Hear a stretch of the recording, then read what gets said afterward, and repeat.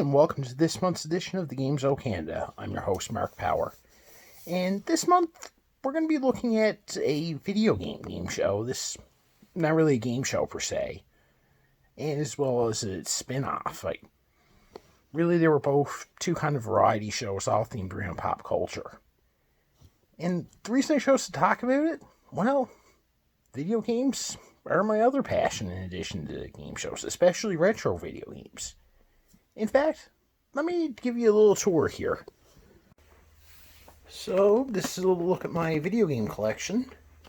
This is most of the N64s that I have here, including the rarest Nintendo 64 game, Clay Fighter Sculptor's Cut. I only have the loose cartridge, unfortunately, not the boxed one. For any of you who don't know, this was a Blockbuster exclusive. You couldn't actually buy it in stores, you could only rent it. And it was only once they started selling them off that they really became available to the public. So, fairly rare to get a loose cartridge, especially rare to get a boxed one. And this is actually the most I've ever paid for a video game. It was $190 Canadian about 10 years ago. But it would end up completing the set. Because yes, folks, I have all North American Nintendo 64 games. All the North American Nintendo 64 games. So I'll show you some more in a second. Also right here, I should say I don't own an NES or a Super... Well, I own a Super Nintendo console. I don't have an NES, but instead I use the Retron, which plays NES, Genesis, and Super Nintendo. NBA Jam Tournament Edition in there right now. Probably my favorite game in Super Mario 2. Underneath, my Game Gear games. I think at 45 I'm at right now. This might be the next set I go for, but video game prices are ridiculous these days. So still mulling that over. Underneath that is my NES games. Underneath them on my Super Nintendos. I think it's about 50 NESs and about 100 Super Nintendos.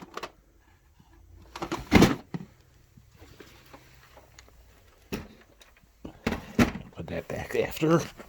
The most modern system, I have the PS4 with two Alexes watching over it.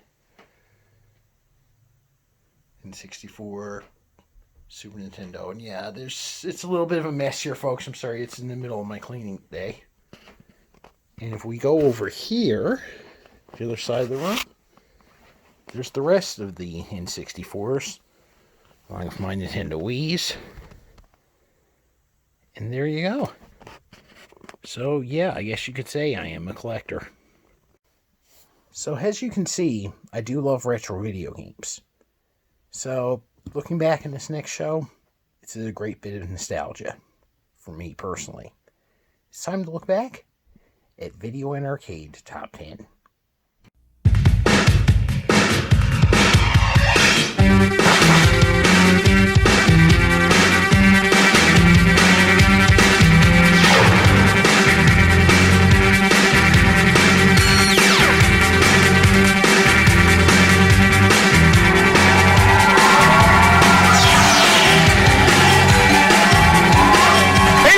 Arcade Top 10 fans, welcome to the show that features the hottest video games on planet Earth, only on B&A, where you get up-to-date info on the latest and greatest games. We also give you tips, tricks, and a whole lot more, and believe me, we have an action-packed 30 minutes waiting for you. Video and Arcade Top 10 was, I guess you could say, a sort of variety show that ran on YTV from 1991 to 2006, where it ran for a total of 15 seasons, making it, to date, YTV's longest-running original show, and one of only a handful of Canadian game shows to last so long. The show was produced by the Robert Esri organization, and was filmed in Toronto, where it was hosted during the first season by actor and then YTV on-air personality Gordon Michael Wolfett. Beginning in the second season, he was replaced by New York-based radio DJ Nicholas Schimmelpenninck, better known by his stage name or handle as they say on radio, Nicholas Pickles. Gordon or Nicholas would also be joined by three co-hosts, one of whom would serve as the main co-host, while the others hosted different segments throughout the show. There were so many different co-hosts over the run, I won't bother to go through them, as they seem to change in and out without warning. And it becomes pretty clear why Nicholas replaced Gordon in the second season. Gordon tried, but he was a little too low-key for this type of a show, whereas Nicholas had much better energy. Although Nicholas could be a little over the top at times. But still, Gordon, Nicholas, and especially the co-hosts were all severely handcuffed, as the producers had pretty much limited them to stick to the teleprompter. The show really becomes a study in how reading copy on air is actually a skill. You have to stick to the script, so to speak, without looking like a robot. And throughout the run, most of the co-hosts failed horribly at this, and just came across as really stiff. And it's actually pretty cringe to see just how bad some of them were at this. The main portion of the show focused on what they called game action, in which 4 in-studio contestants competed against each other playing the single-player version of a video game. Very simply, whoever played the game the best, be it either high score, or collecting the most of something, or advancing furthest in the game, depending on which game they were playing, would emerge as the winner. While they were playing the game, Nicholas and his main co-host would profile the game and would offer tips, strategies, and some secret codes, occasionally.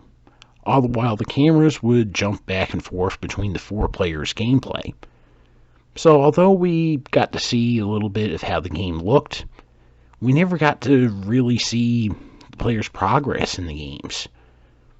So we were left completely in the dark as to the state of play. And we never even got to hear from the contestants, and the hosts barely interacted with them at all. So there's really no way to identify with them. That's just Game Show 101 right there.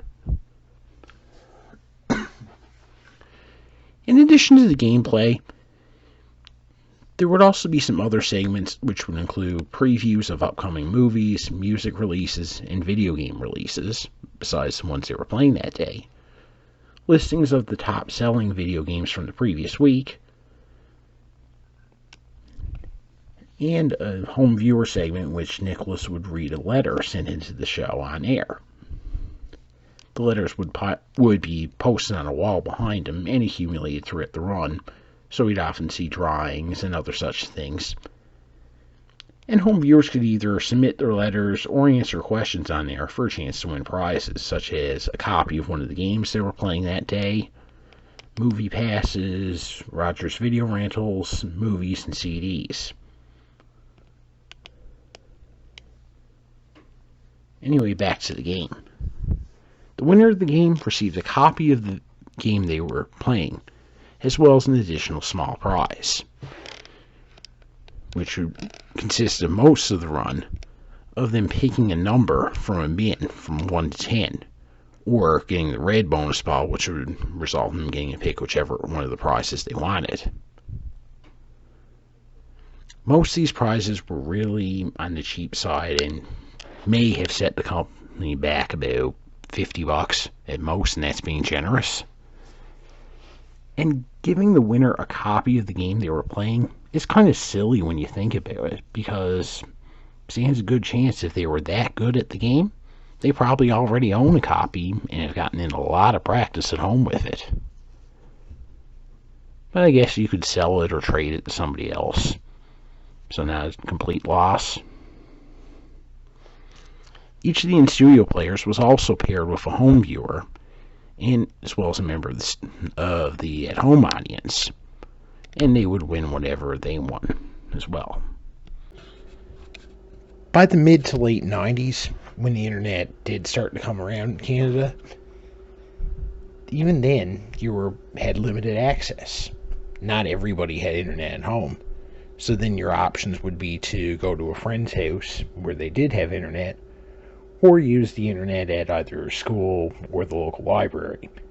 And if you did the latter, that was kind of frowned on if you were using the internet for non-educational purposes.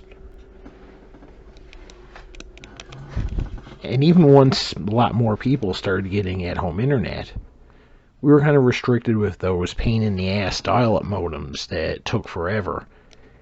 And if somebody called, you would either get knocked off the internet, or they wouldn't be able to get through, and you wouldn't know they called. Nowadays, we have cable modems, we have Wi-Fi, so it's so much easier. And it's definitely a lot easier than waiting a whole week for a random review on a video game. Now, there was talk a couple of years ago that Nicholas was shopping around a potential revival of the show, but it never came to be. And honestly, I can't see it happening, at least not in the same format. Although there's definitely nostalgia there, video games are just too advanced now. And like I just said, you can easily look up information on the games and upcoming news and etc. on the internet in your phone. So, really, what's the point? And it's not like it was that original an idea anyway, just to have a on-air video game competition. You can easily find those all over the internet, on YouTube and whatever video sharing sites. So, it was the product of its time, and that time has since passed. But Video and Arcade Top 10 did so well that the Robert Esri organization decided to make a second show and pair it with Video Arcade Top 10. And that show was called Clips. Yes, it's Clips, coming at you live from the Aereo International Studios. Today our contestants are trying to win it all in head-to-head position prizes, prestige, and a chance to spin the bonus wheel. To win big, all the Clipsters have to do is see it and say it. So let's do it. Here he is, the most happening host in television history. It's Paul! That's a lot to live up to. Hey, this is the planet's favorite game show. We're coming at you right here, right now. It's the best television there is. No ifs, ands, or buts about it. Now we want you to win, and you know we want you to win big.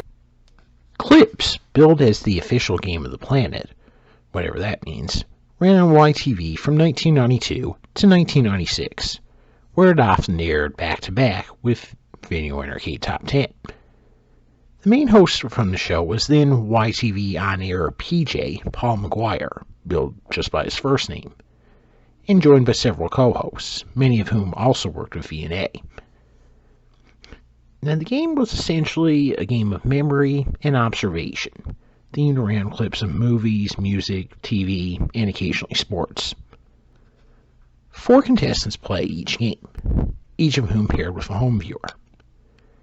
To begin the game, one of the co-hosts would read off a blurb featuring info about the upcoming round, some of the material that would be featured, and etc. After this, the game begins, a 3-minute clock is set, and Paul reads this toss-up question. The first player to buzz in with the correct answer would earn a clip star and the chance to earn up to 4 more by answering questions based on a series of clips, moving each time to either the blue, green, red, or purple station, with the co-host positioned there playing them a clip and then asking them a question pertaining to the clip. Either something that was in the blurb before or something going on in the movie. This would continue until the contestant either answered 4 questions correctly or they missed one. In either case, they would go back to the podium and another toss-up would be played. This process would continue until time ran out, and whoever had the most clip stars at the end of the game won a small prize for themselves and their home viewer. If there was a tie, then a toss-up tiebreaker question would be played. 3 such games were played each show, with 4 new contestants. And the contestant who finished with the highest score during their game earned the right to come back to play the bonus game, known as the Big Wheel Round. For the bonus game, the contestant would simply spin a wheel, which would determine which station from which their question would come. A final clip was shown, and they'd be asked a question. If they got it right, then they won the grand prize. And that was it. A simple little observation game. Much like Video Arcade Top 10, in between the games, the co-hosts would offer previews of upcoming TV shows, movies, and music, and profiles on some. And there were trivia contests where home viewers could win prizes up to $100 in cash. And much like Video Arcade Top 10, we had a lot of the similarities. The hosts were talking way too fast, and everything just moved too quick that the host didn't have time to ad-lib it all, and we're just reading from the teleprompter. And given what he does now as the on-air personality with country music television, Paul McGuire was just too handcuffed here, and could have been a much better host than he was, had he been given a little more leeway. I think they would have been better off maybe playing 2 games and having the top 2 from each game move forward, or even better yet, play 2 games and have the 2 winners face off in the 3rd game, but just not as much time on the clock. Either way, Clips, it just didn't have the same appeal as Video Arcade Top 10. And 2 of them together, I guess it was a bit of overkill. So after 4 years, Clips was the one that bit the dust. Well, Video Arcade Top 10 lives on in our nostalgic hearts. So that's going to do it for this edition of the Game So Canada. See you next month. On behalf of all of us, long may your big jib draw. And as Jeff Edwards used to say on Starcade, I hope all your troubles get zapped.